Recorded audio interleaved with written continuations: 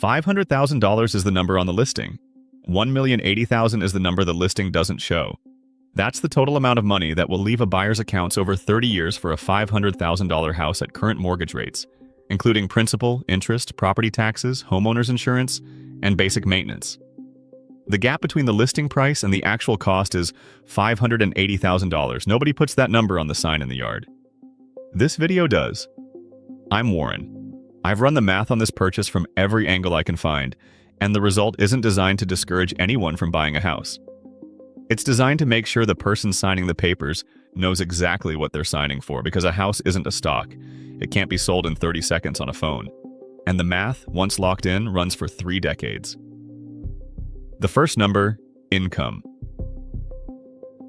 A $500,000 house at the current 30-year fixed mortgage rate of roughly 6.25% with 20% down produces a monthly payment of about $2,460 in principal and interest alone. Add property taxes at an average rate of roughly 1% of the home's value, that's about $417 a month. Add homeowner's insurance at roughly $200 a month. The total monthly housing cost, about $3,100. The standard underwriting guideline used by nearly every lender says housing costs should not exceed 28% of gross monthly income. At $3,100 a month, 28% of gross income means the buyer needs a gross annual income of roughly $133,000. The median household income in the United States is about $84,000. That means the median American household falls roughly $50,000 short of the income needed to qualify for this mortgage. A physical therapist in Charlotte named Kai, earning about $72,000, sat across from a loan officer at Wells Fargo in January and heard this math for the first time. She'd been pre-approved for $375,000 based on her income and credit score. The $500,000 house she'd been saving for was 60% above what her income could support. She asked the loan officer what income she'd need. The answer, $133,000. She'd need a raise of roughly 85%. Or a co-borrower, or a different house. The pre-approval letter she'd been carrying in her purse for 2 weeks, the one that felt like a ticket, turned out to be a receipt for a number she couldn't use. The second number, the down payment. 20% of $500,000 is $100,000. That's the threshold for avoiding private mortgage insurance, which adds between $70 and $200 a month to the payment depending on the loan amount and credit score. Most first-time buyers don't have $100,000 in liquid savings. The median first-time buyer in the United States puts down roughly 8%, according to the National Association of Realtors. 8% of $500,000 is $40,000. That sounds more reachable, but at $40,000 down, the loan amount jumps to $460,000. The monthly principal and interest rises to about $2,800, and PM1 adds roughly $140 a month.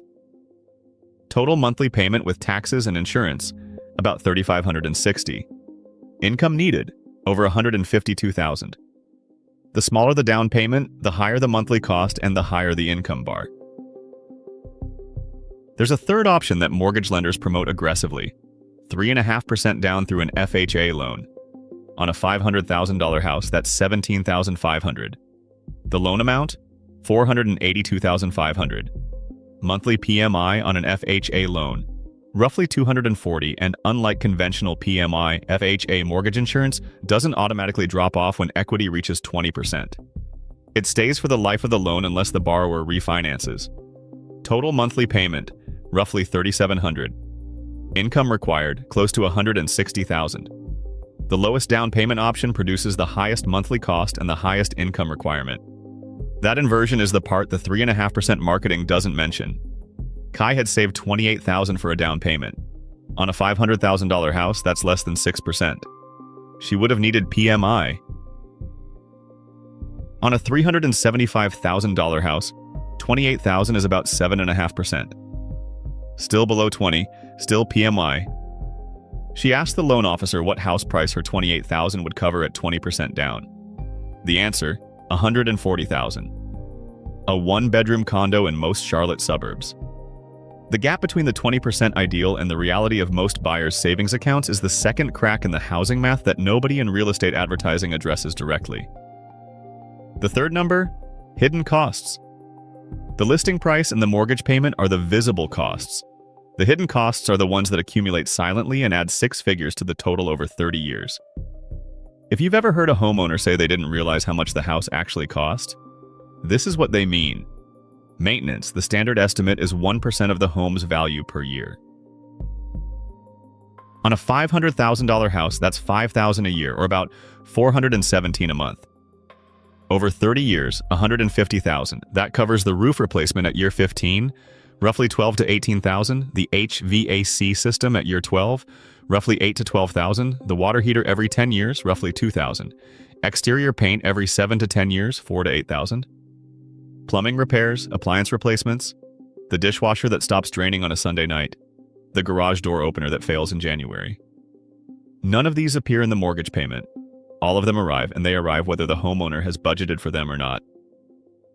Kai didn't know about the 1% rule until the loan officer mentioned it almost as an afterthought during the meeting. Closing costs? Typically 3 to 5% of the purchase price.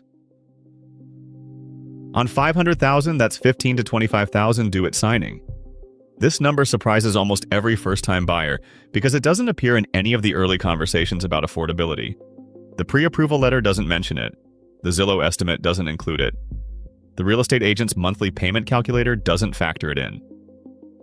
Most first-time buyers don't budget for this separately from the down payment, which means the actual cash needed at the table for a 20% down purchase is $100,000 in down payment, plus roughly $20,000 in closing costs. $120,000 in cash before the first mortgage payment is made. HOA fees, if applicable. The median HOA fee in the United States is roughly $250 a month. Over 30 years, $90,000. Not every home has an HOA, but in newer developments, planned communities, and condos, they're nearly universal. And HOA fees increase over time, typically 3 to 5% per year, which means the $250 today is $400 in 10 years. Property tax increases. The 1% rate used in this calculation is an average. In New Jersey, the effective rate is over 2%. In Texas, roughly 1.6%. In Illinois, roughly 2.1%. And property taxes rise with assessed value, which means the $417 a month calculated at purchase could be $600 or more within 10 years. If you live in a high-tax state, the property tax alone can exceed $1,000 a month by year 20. Over 30 years, the cumulative property tax on a $500,000 home that appreciates to $700,000 is roughly $200,000 or more, added up. On a $500,000 house with 20% down at 6.25% over 30 years, principal and interest totals roughly $886,000. Property taxes over 30 years, approximately $170,000. Insurance, approximately $72,000. Maintenance, $150,000. Closing costs, $20,000. Total, roughly $1,300,000. For a house that was listed at $500,000, the listing price is 38% of the actual cost.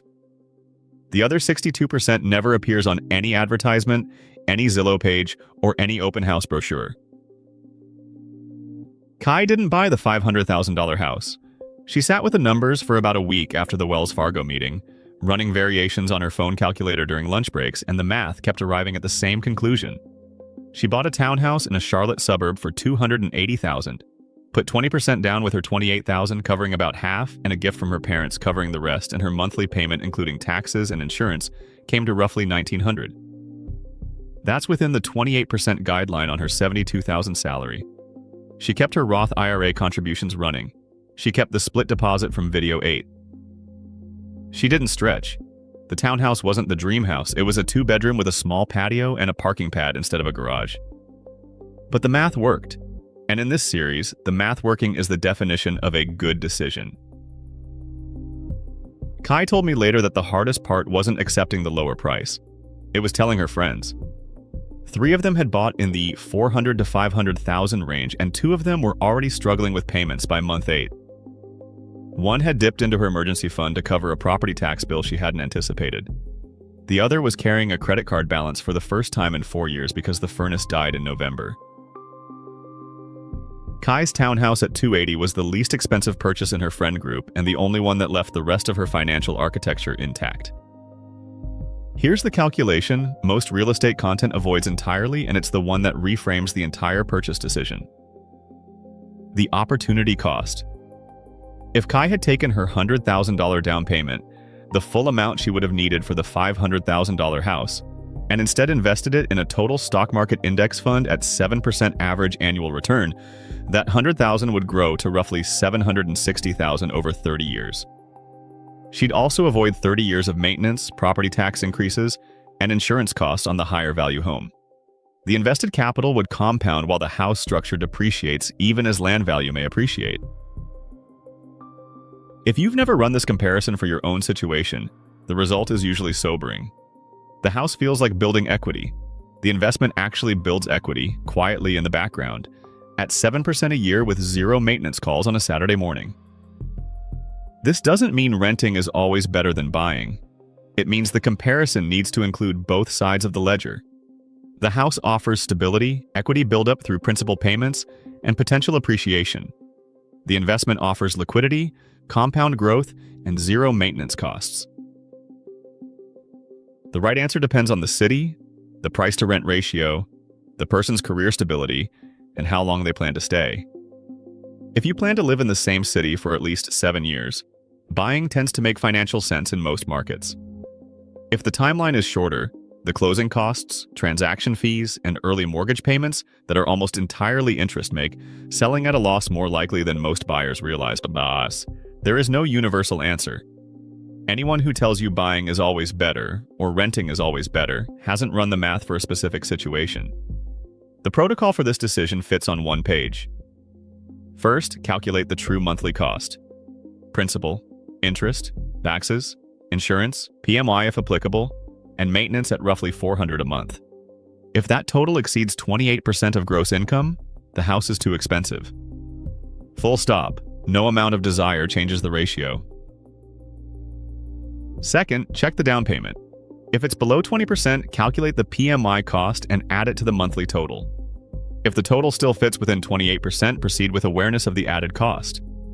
If it doesn't, save longer or look at a lower price point. Third, run the 30-year total and compare it to the 30-year outcome of investing the same down payment and the monthly difference between owning and renting. If buying still wins after the full comparison, buy. If it doesn't, rent and invest the difference. The calculator is free. The decision to skip it is expensive. If you're currently looking at houses and the monthly payment would stretch beyond the 28% line, this video is the math telling you what the real estate agent won't. The house might be beautiful. The neighborhood might be perfect. The school district might be ideal. But the ratio doesn't care about any of that. The ratio cares about income versus obligation. And when the obligation outpaces the income, the house stops being an asset and starts being a trap. Every homeowner who's been foreclosed on started with a monthly payment they believed they could handle. The housing market in 2026 is asking most Americans a question they can't answer with their current income. 75% of households can't afford a median-priced new home. A $500,000 house requires an income that roughly 60% of the country doesn't earn. The numbers aren't hostile, they're just arithmetic. And arithmetic doesn't negotiate with desire. Next, the rule that explains why compound interest feels broken for the first 8 years and then suddenly isn't. The 8-4-3 rule. 3 phases of the same curve. 3 completely different experiences of time. The math from this video will make a lot more sense after that one.